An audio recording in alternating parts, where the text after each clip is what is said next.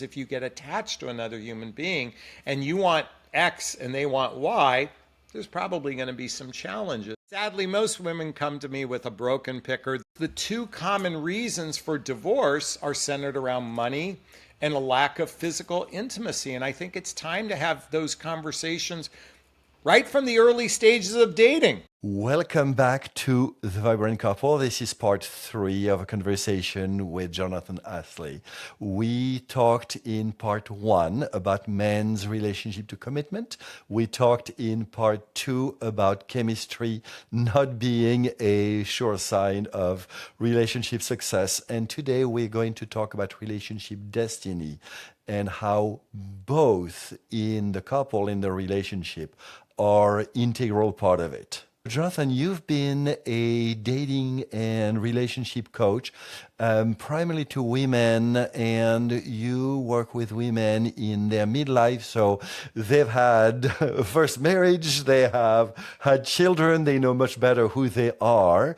And please say more about what happens in a woman's life that in her 40s, 50s, there is something in which she's much more sovereign than she was in her, 20s, maybe early 30s for her first long-term relationship. Yeah, so, I love this conversation because to some degree, whether you're a man or woman, most of us who are baby boomers or Gen Xers were raised with this notion of after high school, go to college, get a job, meet someone, get married, buy a house, start a family. That was our blueprint for relationship success. And if we followed this blueprint, we would be happy.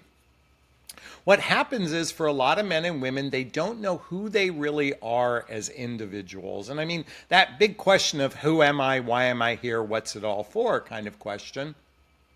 And they find themselves in a relationship with someone who they're not really well suited for.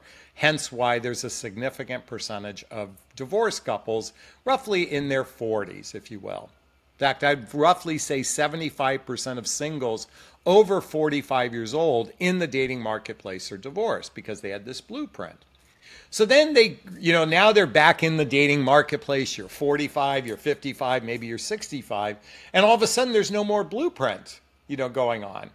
And so there's this narrative that men love the hunt and men love the chase, right? Women hear this, that men are supposed to be the hunters in a relationship. And I'm always encouraging women to think about, what do you think men are really hunting?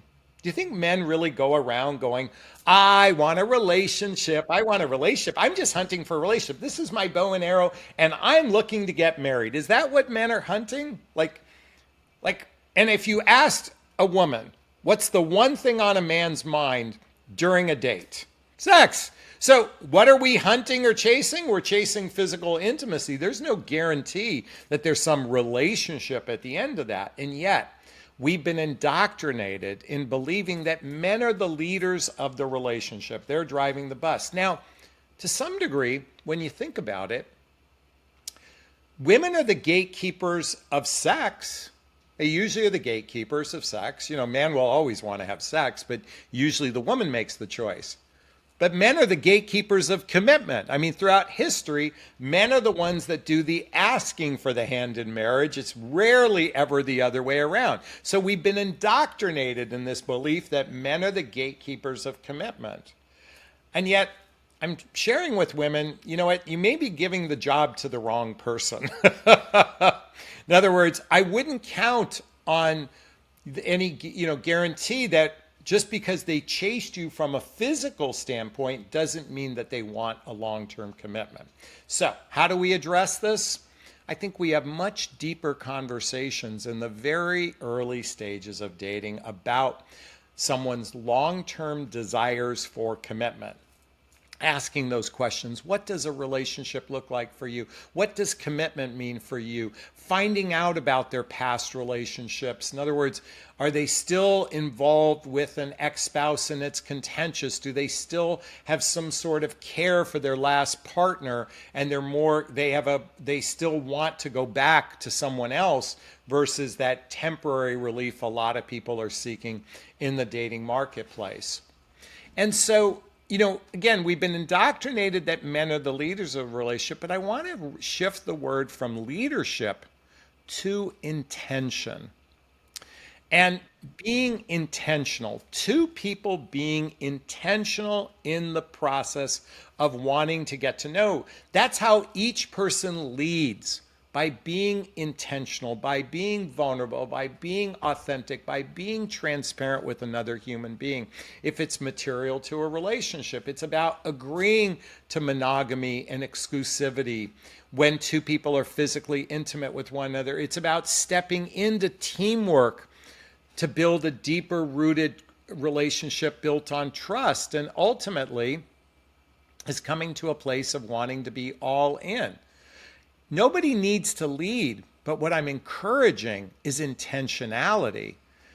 And when we lead with intentionality, by being and mindful too, like another human being's feelings matter. Like recognizing that your actions have consequences. So if you're just cavalierly going, I just want to live in the moment, I want to have a good time, I just want it to be physical, I want it to be casual, just recognize that there's collateral damage. If you're acting this way, someone can get attached to you. And I do believe we should be mindful of other people's feelings. The minute you start getting physical, the minute you start professing care, only to go, I'm not ready. Well, that's a bullshit response. I'm not ready. Well, then you should have never entered into it if you're not ready. And so I'm here to invite everybody, men and women, to lead with intentionality and respect and common courtesy instead of the old performative way that we've dated, again, based on attraction, entertainment, romance, and physical connection. I love it because it is through these early conversations that we form a friendship, we form a partnership, we basically get to know about compatibility and mutual levels of commitment. And it may be that he still is the one, getting the ring and the rock and, kneeling on the ground, in public, whatever the romantic image is. But it is from the two of them having had conversations about it and everyone being very intentional about what they want versus somehow just hoping. Yeah, and given that today, particularly for those of us in midlife, if it was to get on one knee and with a ring and propose, is that you want to make sure that you are like you've had some real serious conversation about money, because let's face it, the minute you get married, you're in a relationship with the government, and the government has control of your assets. And so you may want to have some deep conversations, maybe even a prenuptial agreement, number one. But also, I think having real serious conversations around physical intimacy. The reason why I bring this up is the two common reasons for divorce are centered around money and a lack of physical intimacy. And I think it's time to have those conversations right from the early stages of dating. Like, I'm in a significant relationship. We've only been together for almost 3 months. We've talked about money. We've talked about sex. We've had lots of conversations about this very early on because we wanted to make sure we were on the same page. And because we're having conversations, we're communicating with one another. We are having conversations that are uncomfortable. But when you have uncomfortable conversations and you can, push past them and you push past another uncomfortable conversation, because communication is usually the core issue around most relationships. They don't communicate about these things, about money and sex. So start early with these conversations so you can build a sense of comfort, a sense of trust, a sense of familiarity, a sense of friendship. And because when you build a relationship on solid communication, those things about money and sex become much easier conversations to have when there's friction. Because there will be frictions, and if the two have, intention, emotional intelligence, it'll be much easier to repair. I want to invite everyone to really look at relationship from the vantage point of life partnership. Like I'm inviting everybody to think along those lines. I know it can be scary. I know, it can be daunting. But I want you to think of it from that lens. Is this a person that I want to invest my life with? Otherwise, every other relationship is casual. And there's nothing wrong with casual relationships. There's nothing wrong with situationships, friends with benefits, or hooking up, to only to the extent that is if you get attached to another human being and you want X and they want Y, there's probably going to be some challenges. So when you focus on a life partnership based relationship, you have a long term mating strategy. It's not about getting your needs met in the moment. It's about communicating your needs, wants, and desires with someone who wants the same things as you, that you're on the same page. So I'm going to kind of indoctrinate this. You're looking for somebody who's on the same page with you. But make sure you know what that page looks like. And when women come to me for coaching, it's oftentimes because they don't really know what that looks like for them. And I help curate that with them through a series of conversations to help them get clarity on what they want. When we know what we want, we can actually ascertain it from another much easier. It looks like through working with you, these women get to know who they are, and they most likely come to you because they have an inner desire to a committed relationship, but maybe on the way they meet casual relationships that they can be happy with because they have that clarity. Oh, absolutely. Sadly, most women come to me with a broken picker. They all think they know what they want, but they go through this proprietary program. They say things like, why didn't they teach me this in school? Why didn't my parents teach me this? Why didn't I learn this before I married the wrong person?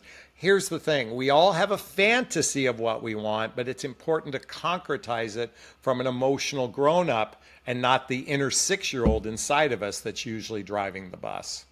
Such a powerful conversation. Thank you, Jonathan. Please hit the like button below, subscribe, and hit the bell so you can be notified when I publish new videos. I guarantee juicy content. In the interim, if you have not watched them yet, here are part 1 and part 2 of our conversation. Here is a video Jonathan made to help us influence relationship destiny and what I made. Enjoy.